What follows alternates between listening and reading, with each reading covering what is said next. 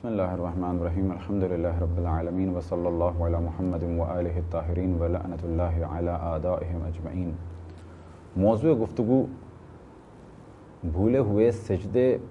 اور بھولے ہوئے تشہد کی قضا۔ اس جانب توجہ رہے کہ اگر کوئی ایک سجدہ بھول جائے ایک رکعت کا، تو اس پر لازم ہے کہ نماز کے بعد فوراً اس سجدے کی قضا انجام دے۔ البتہ اس جانب توجہ رہے کہ پہلے بھی ہم نے توجہ دلائی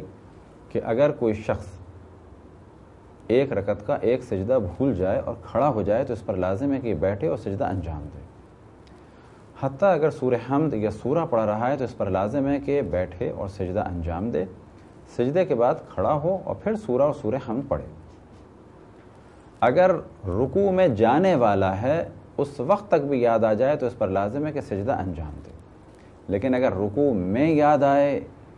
یا رکوع کے بعد یاد آئے تو اب اس کے لیے واجب ہے کہ اس وقت تو اس سجدے کو انجام نہ دے، جب نماز ختم ہو جائے تو ایک سجدہ انجام دے اس نیت سے کہ جو سجدہ میں بھول گیا تھا پہلی رکعت کا، فرض کریں اسے انجام دے رہا ہوں، اس کے بعد 2 عدد سجدے سہو انجام دے۔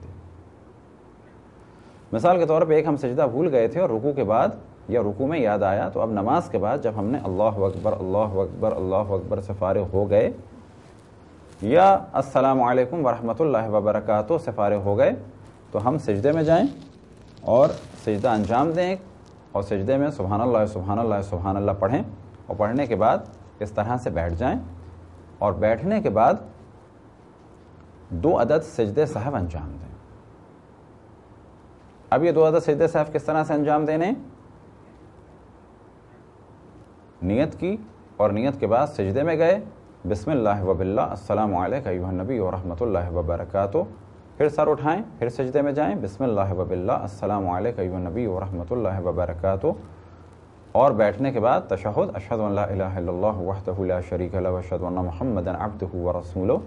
اللہم صلی علی محمد وآل محمد السلام علیکم ورحمۃ اللہ وبرکاتہ۔ یہ ہو گیا ایک سجدہ۔ اسی طریقے سے ایک اور سجدہ۔ تو اگر ایک سجدہ بھول گئے ہوں تو اس کی قضا واجب ہے، بس پہلی رکعت میں ایک سجدہ بھول گئے اس کی قضا 1 عدد واجب ہے، دوسری رکعت میں 1 عدد سجدہ بھول گئے اس کی بھی قضا واجب ہے، اور اسی طریقے سے اگر تشہد بھول گئے تو اس کی بھی قضا واجب ہے، بشرط یہ کہ یہ تشہد یاد آیا ہو رکوع میں یا رکوع کے بعد۔ اب ایک سوال یہ ذہن میں آ سکتا ہے کہ اگر ہم 2 سجدے بھول گئے تو کیا کریں؟ تو کہا جائے گا 2 سجدے انجام دیں، اور اگر ایک سجدہ اور ایک تشہد بھول گئے تو کیا کریں؟ دونوں کو انجام دینا ہے۔ اتنی بات تو انڈرسٹوڈ ہے کہ دونوں ہی انجام دینے ہیں، لیکن اب سوال یہ پیدا ہو سکتا ہے کہ پہلے ہم سجدہ بھولے ہیں پہلی یا دوسری رکعت کا اور بعد میں تشہد بھی بھول گئے، تو پہلے ہمیں سجدے کی قضا کرنی ہے اور اس کے لیے بعد میں 2 عدد سجدے سہو کرنے ہوں گے، اور اسی طرح سے سجدے کے بعد تشہد کی قضا کرنی ہے۔ اگر کسی کو شک ہے کہ میں سجدہ بھولا یا تشہد، تو یہ دونوں انجام دے، سجدہ بھی کرے اور تشہد بھی قضا کی نیت سے انجام دے۔ لیکن فرض کریں کسی کو یہ تو یاد ہے کہ میں سجدہ بھی بھولا ہوں اور تشہد بھی بھولا ہوں، لیکن اسے یہ نہیں یاد کہ پہلے سجدہ بھولا ہوں یا پہلے تشہد، تو اب اگر یاد ہے اسے کہ پہلے سجدہ بھولا ہوں تو پہلے سجدے کی قضا کرنی ہے بعد میں تشہد کی، اور اگر اسے یاد ہے کہ پہلے تشہد بھولا ہوں بعد میں سجدہ تو پہلے تشہد کی قضا کرنی ہے اور بعد میں سجدے کی۔ لیکن یہاں پر یہ سوال پیدا ہوتا ہے کہ اگر کسی کو یہ تو یاد ہے کہ سجدہ اور تشہد بھولا ہوں لیکن یہ نہیں یاد کہ ان میں سے کون سا بھولا ہوں،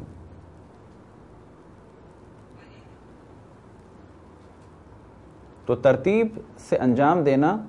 تو احتیاط کے مطابق ہے، یعنی ترتیب ہی سے انجام دینا چاہیے ان کی قضا کو بھی۔ اب ترتیب کس طرح سے ہو سکتی ہے؟ ترتیب اس طرح سے ہو سکتی ہے کہ پہلے سجدہ کر لیں اور بعد میں تشہد کر لیں، اور تشہد کی قضا کے بعد پھر ایک دفعہ سجدہ انجام دیں، یعنی قضا سجدے کو بھی انجام دیں۔ اب اس ترتیب سے نتیجہ کیا نکلے گا کہ اگر پہلے سجدہ قضا ہوا تھا تو پہلے ہم نے سجدہ کر لیا اور بعد میں تشہد ہو گیا، اور اگر پہلے تشہد قضا ہوا تھا تو یہ تشہد ہو گیا، اس کے بعد ایک سجدہ بھی کر لیا، یا دوسرے طریقے سے کر لیں کہ پہلے تشہد کی قضا انجام دیں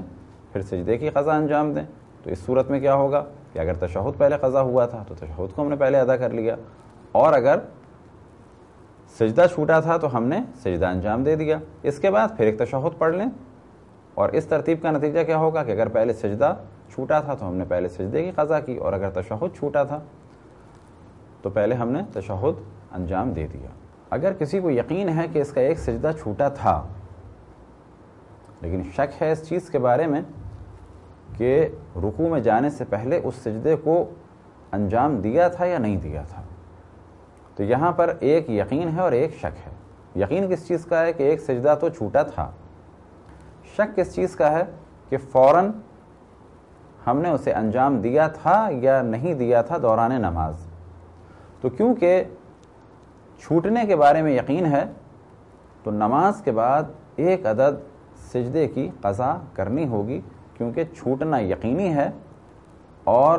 رکوع سے پہلے اس کے انجام دینے کے بارے میں شک ہے۔ کسی کو یہ تو یاد ہے کہ اس کا سجدہ یا تشہد چھوٹا تھا، لیکن اب اسے شک ہے کہ میں نے انجام دیا یا نہیں دیا،